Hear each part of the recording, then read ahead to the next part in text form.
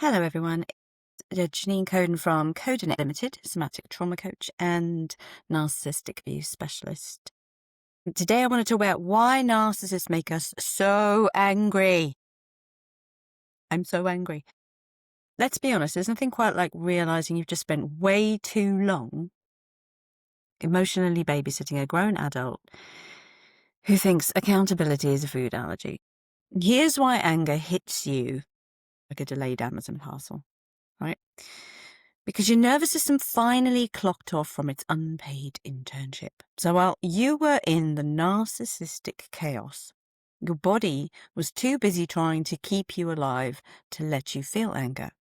It was like, I'd love to be outraged, babes, but right now we're just trying not to die. So the moment you're out, your nervous system bursts through freeze into fight and flight. And it's like, right, who do I have to fight? Because you finally sort of run the emotional CCTV footage in your head. You look back and suddenly everything makes sense. They weren't confused. They weren't just stressed. They were a narcissist in the wild. Your brain replays every moment you ignored. The subtle digs, the silent treatment, the manipulation disguised as sadness, the victim monologues, that grandiose-or-bust behaviour, and your body goes, yeah, I'm furious now. Because you believed they had the same emotional depth as you.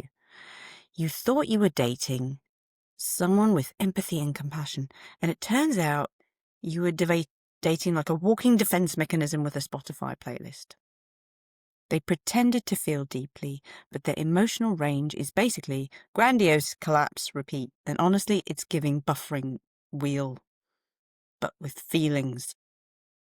And because you realized how much emotional origami you folded yourself into, like, remember when you explained things gently, and then you re-explained your feelings again. Then you drew diagrams. Then you made PowerPoints. Then you Googled on how to communicate with difficult people, but calmly, so they don't feel run away.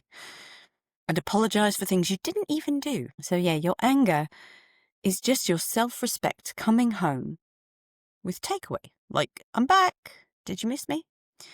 So because your body knew before your brain did, your nervous system clocked the energy immediately, went into freeze above my head, right there.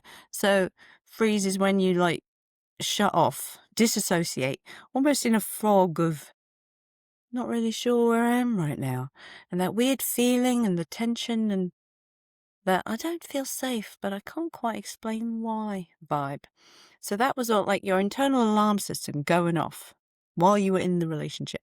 And then as soon as you stepped out of it, you suddenly were like, whoa, something happened. Wait, that happened and that happened.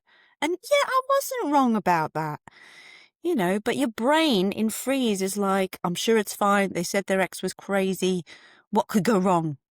Yeah, and then when you step back out of it, your anger's like, yes, this we were trying to tell you. But the audacity that you finally realize has happened is like Olympic level, right? So the hypocrisy and the gaslighting and the entitlement and that drama victim role and how dare you call me out for hurting you? I'm the one suffering here energy. Honestly, it's gold medal, world record stuff. And your anger is like just the awards ceremony. But the good news is that your anger is not a setback and it's not a failure and it's not entirely toxic. It's just that your anger is your power rebooting, your boundaries returning, your nervous system healing, and your self-respect standing up for yourself. And it's not the problem. Your anger is your liberation and you are doing better than you think.